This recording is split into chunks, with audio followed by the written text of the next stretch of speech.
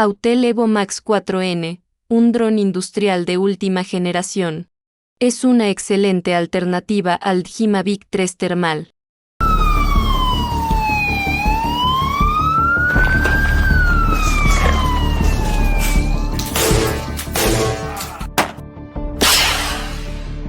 My name is Benjamin Tristan. I've been in law enforcement for 24 years, served 18 years with special operations teams, worked as municipal PD, sheriff's deputy, as well as with the state. I would say any type of response team or any entity that is tasked with responding has to be able to deploy 24/7 in day or night. And so this drone having the ability to see at night really helps out with that. I don't just have a thermal camera. I have a thermal, a daytime camera, as well as a Starlight night vision camera. So I'm ready to go 24/7 with this drone. If someone were to ask me what are some of the best features that make this drone better, one of them is that Starlight camera. When conducting night patrols or working with various teams at night, especially in the summertime where the ground temperature is the same as your human heat sources that are on the ground, it's hard to tell if it's human, or it's also difficult to tell who's who. One of the huge benefits is the ability to see IR lasers and IR strobe lights that mark my other teammates or my other team that I'm working with. If I just have a thermal camera, I can't see that. I don't see those lasers coming off my other team members' rifles. I don't see their strobes and their beacons that may be helmet mounted or mounted on their shoulder. So it's very difficult to tell who's who. The Starlight camera on the 4N provides me that ability to see at night. When I'm asked how this drone supports complex law enforcement operations, one of the biggest benefits is the ability to see through glass at night. Traditionally, your IR thermal sensor, you can't see through glass. So having a Starlight camera gives me the ability to see through glass at night. So if there's a barricaded person in a vehicle, or maybe a barricaded person in a house or a structure, to where traditionally I could not see through that with a thermal camera only. Now I have the ability to see through that, to maybe see if someone needs to be rescued, or if there's other circumstances that are changing what's happening with that ongoing scene.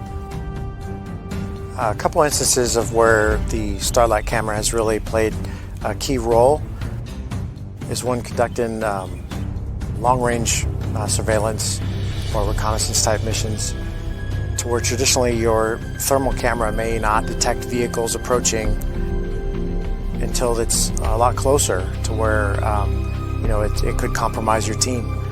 Well, with the Starlight camera, I have the ability to see vehicles or any light sources from extreme long range, from very far away, which gives me to alert my team on the ground and give them more time to prepare for encountering that approaching threat, or dealing with being compromised.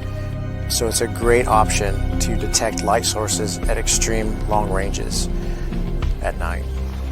Some of the enhanced features that have benefited this drone have been the recognition software, such as the ability to identify people, vehicles, and other items that populate on my screen. So if I maybe have missed it, then the software is detecting it for me and showing me that there's something that needs to be looked at. So sometimes I may be assigned to work as a drone team with other team members, to where that's our 100% assignment. It's just working the drone aspect of it. When tasked with that, I may elect to use one of the bigger platforms.